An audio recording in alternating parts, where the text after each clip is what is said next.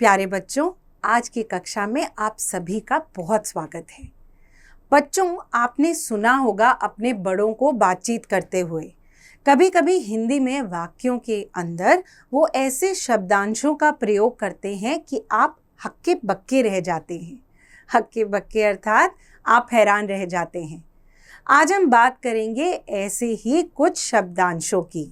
आज हम बात करेंगे पाठ 21 में मुहावरे और लोकोक्तियों की, इडियम्स एंड प्रोवर्ब्स। आइए उदाहरण में दिए गए चित्रों को देखें और उनके ऊपर लिखे वाक्य समझें। आदर्श अपनी माँ की आंखों का तारा है।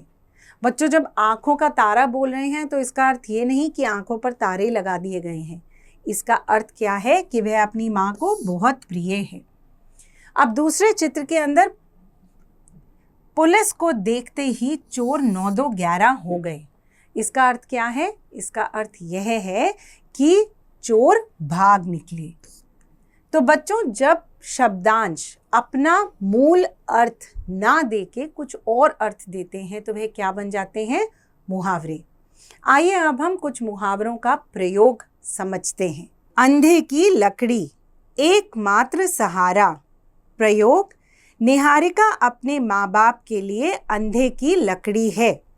अंग अंग ढीला होना, बहुत अधिक थक जाना। प्रयोग: आज दिन भर मुझे इतना काम करना पड़ा कि मेरा अंग अंग ढीला हो गया। अपना उल्लू सीधा करना, अपना काम बनाना। प्रयोग: चुनाव में नेता लोग झूठे वादे करके अपना उल्लू सीधा कर लेते हैं।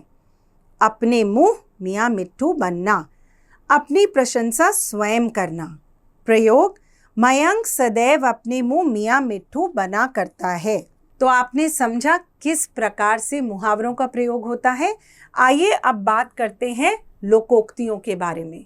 लोकोक्तियां अर्थात प्रोवर्ब्स। लोकोक्तियां क्या होती हैं? समाज में प्रचलित लोगों के अनुभव पर आधारित कथन या उक्ति।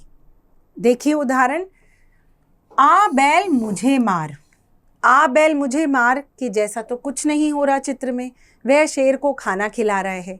अब पलट के क्या हो सकता है? शेर उसे खा सकता है। तो यह व्यक्ति जो शेर के मुंह में हाथ दे रहा है, यह अपने आप ही शेर को न्योता दे रहा है कि मुझे खा लो। तो क्या कर रहा है ये? आ बैल मुझे मार। दूसरे वाक्य में जैसी करनी वैसी भरनी। चोर ने चोरी करी और चोर पकड़ा गया। तो क्या लोकोक्ति का प्रयोग किया हमने? जैसी करनी वैसी भरनी। आइए अब कुछ लोकोक्तियां पढ़ते और उनका प्रयोग समझते हैं। अधजल गगरी छलकत जाए, ओछा मनुष्य दिखावा करता है।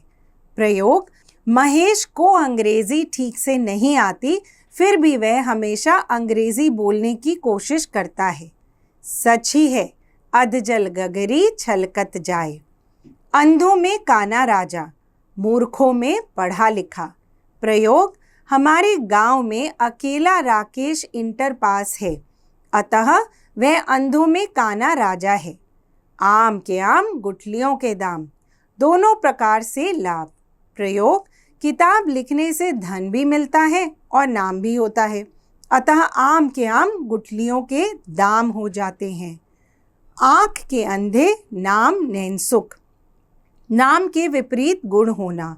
प्रयोग: सुशील का चरित्र बहुत ही खराब है, इसे कहते हैं आँख के अंधे, नाम नैनसुख। तो बच्चों, इस पाठ में हमने दोनों मुहावरे और लोकोक्तियों के बारे में पढ़ा, समझा, उनका प्रयोग देखा और आपने देखा किस प्रकार से लिखित भाषा का रूप ही परिवर्तित हो जाता है जब हम इनका प्रयोग करते हैं। तो आप बाकी उदाहरणों को ध्यानपूर्वक पढ़िए, अभ्यास को कीजिए और अपनी लिखित भाषा में इनका प्रयोग करना मत भूलिए। धन्यवाद।